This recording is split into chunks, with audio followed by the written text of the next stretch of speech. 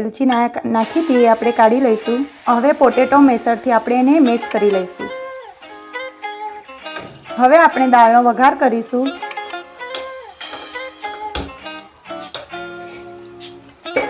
તેલ એડ કરીશું।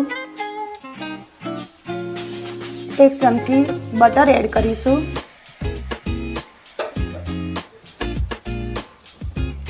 તેલ અને બટર ગરમ થઈ ગયું છે। હવે આપણે ડુંગળીની પેસ્ટ એડ કરીશું। ડુંગળીની પેસ્ટને આપણે સારી રીતે સાતળીશું।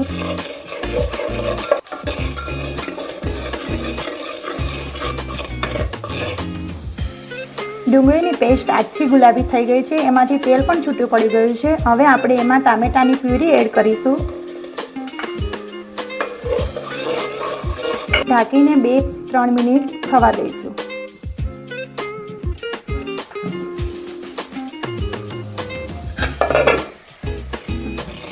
ગ્રેવી આપણી થઈ ગઈ છે। હવે આપણે એમાં રૂટીનના મસાલા એડ કરીશું। 2 ચમચી લાલ મરચું લીધું છે, 1 ચમચી ધણા જીરું લીધું છે, 1 ચમચી ગરમ મસાલો લીધો છે અને સ્વાદ અનુસાર મીઠું લીધું છે। હવે બરાબર મિક્સ કરીશું અને ઢાંકીને 2-5 મિનિટ ચડવા દઈશું। 2-4 મિનિટ થઈ ગઈ છે। આપણી ગ્રેવી પણ સરસ સતળાઈ ગઈ છે, એકદમ તેલ છૂટું પડી ગયું છે। હવે આપણે એમાં દાળ એડ કરીશું।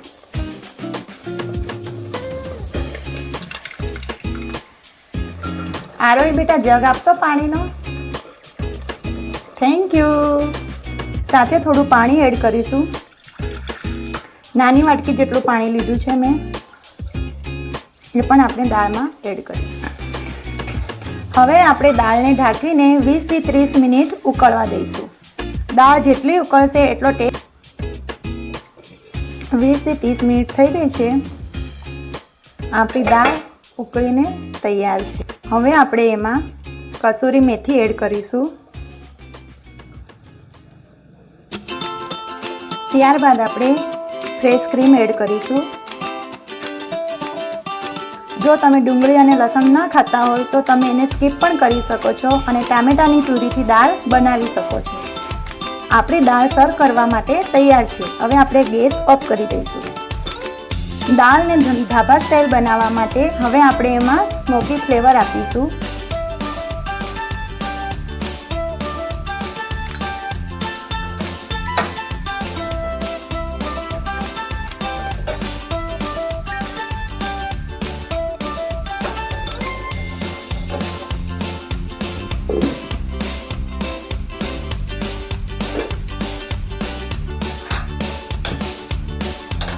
દાળને વધુ ટેસ્ટી બનાવવા માટે આપણે એક સ્પેશિયલ તડકો તૈયાર કરીશું, જેમાં 1 ચમચી આપણે બટર લઈશું।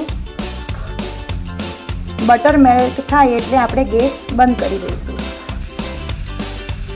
તેમાં કાશ્મીરી લાલ મરચું 1 ચમચી એડ કરીશું।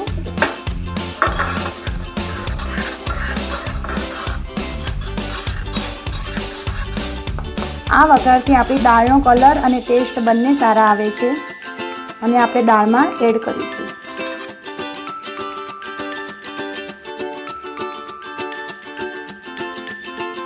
હવે આપણી દાળ તૈયાર છે। આ દાળ મખનીને મેં તંદૂરી રોટી, જીરા રાઈસ અને ટામેટાના સલાડ સાથે સર્વ કરી છે। મારી આ રેસીપી ગમી હોય તો મારી ચેનલને લાઈક કરો, શેર કરો અને સબસ્ક્રાઈબ કરો।